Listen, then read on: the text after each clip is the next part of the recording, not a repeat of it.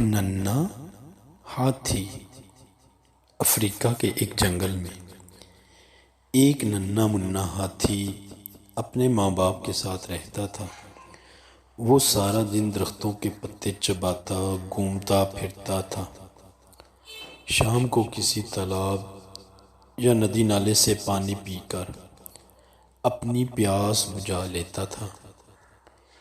ایک شام اس کے ماں باپ اسے دریا پر لے گئے۔ دریا کے بارے میں اس نے اپنے بڑوں سے بہت کچھ سن رکھا تھا، لیکن کبھی جانے کا موقع نہیں ملا تھا۔ آج پہلی دفعہ دریا کی طرف جاتے ہوئے وہ بہت خوش تھا۔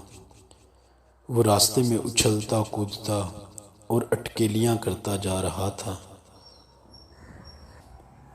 وہ جب دریا پر پہنچا تو اس نے عجیب منظر دیکھا۔ ہاتھی دریا میں نہا رہے تھے، سونڈ میں پانی بھر بھر کر ایک دوسرے پر پھینک رہے تھے۔ ننھا ہاتھی پہلے دریا کے کنارے کھڑے ہو کر حیرت سے اس منظر کو دیکھ رہا۔ دوسرے ہاتھیوں نے اسے خوش آمدید کہا اور اپنے ساتھ شامل ہونے کی دعوت دی۔ ننھا ہاتھی آہستہ آہستہ کم پانی والی جگہ میں دریا میں اترا اور باقی ہاتھیوں کے ساتھ کھیلنے لگا۔ تھوڑی ہی دیر میں وہ ان سب کے ساتھ گل مل گیا۔ وہ بھی اپنی سونڈ میں پانی بھر کر ان ہاتھیوں پر پھینکتا، وہ ہاتھی اس پر پھینکتے۔ ننھے ہاتھی کو اس بات سے بڑا اعتماد ملا۔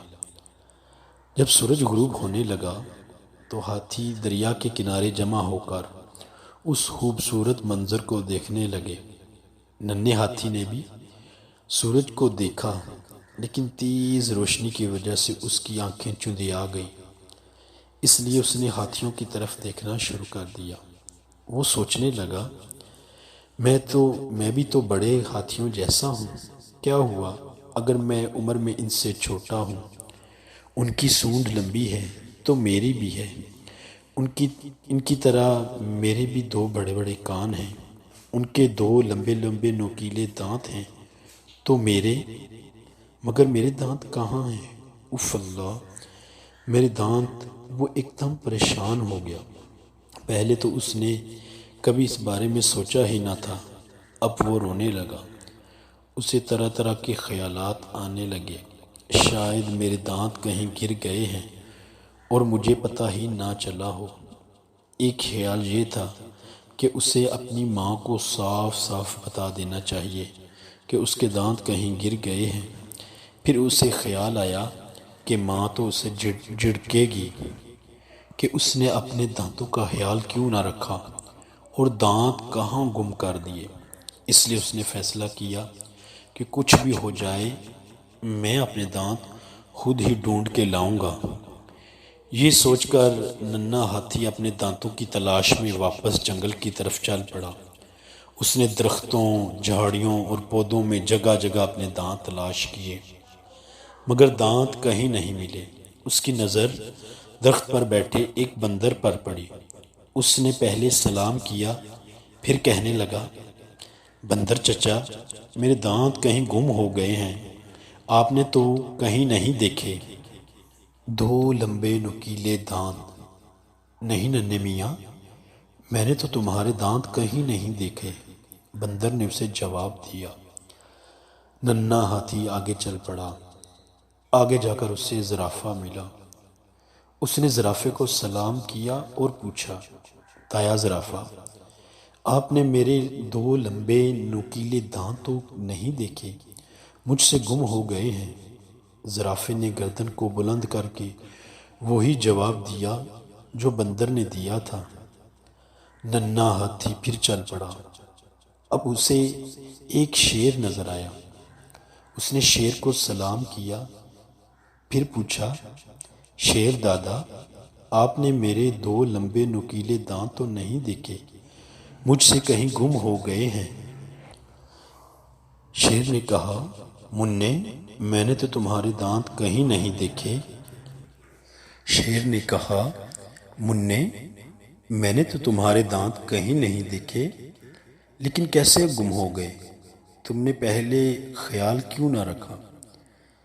رات ہو چکی تھی، اندھیرا بڑھ گیا تھا، ننھا ہاتھی تک تھک چکا تھا۔ شیر کی بات نے اس سے مزید پریشان کر دیا۔ اس نے اپنے دل میں کہا، اب مجھے واپس جا کر ماں کو سب کچھ بتا دینا چاہیے۔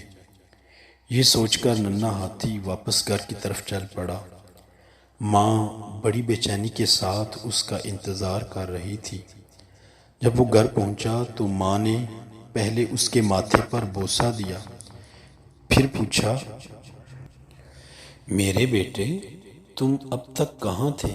اتنی دیر کیوں کر دی؟ ننھے ہاتھی نے ڈرتے ڈرتے ماں سے کہا، میرے دونوں دانت کہیں گم ہو گئے ہیں۔ میں انہیں پورے جنگل میں ڈھونڈ آیا ہوں مگر کہیں نہیں ملے۔ ماں نے حیرت سے اس کی طرف دیکھا اور کہا، تمہارے دانت کھو گئے ہیں؟ کون سے دانت؟ ننھے ہاتھی نے رونی سی شکل بنا کر کہا، میرے دو لمبے لمبے نوکیلے دانت۔ میں نے انہیں ہر جگہ تلاش کیا مگر مجھے کہیں نہیں ملے۔ ہتھنی نے اپنی سونڈ اس کی گردن میں ڈال کر اسے اپنے قریب کیا، پھر ایک زوردار قہقہہ لگایا۔ قہقہہ سن کر پرندے اپنے گھونسلوں سے باہر نکل آئے اور ارد گرد کے جانور اپنی اپنی جگہوں پر کھڑے ہو گئے۔ پھر ہتھنی نے کہا، میرے پیارے بیٹے، تمام بچے دانتوں کے بغیر پیدا ہوتے ہیں۔ جیسے جیسے بچے بڑے ہو جاتے ہیں یہ دانت نکالنا شروع ہو جاتے ہیں اور ایک دن اتنے بڑے ہو جاتے ہیں کہ نظر آنے لگتے ہیں۔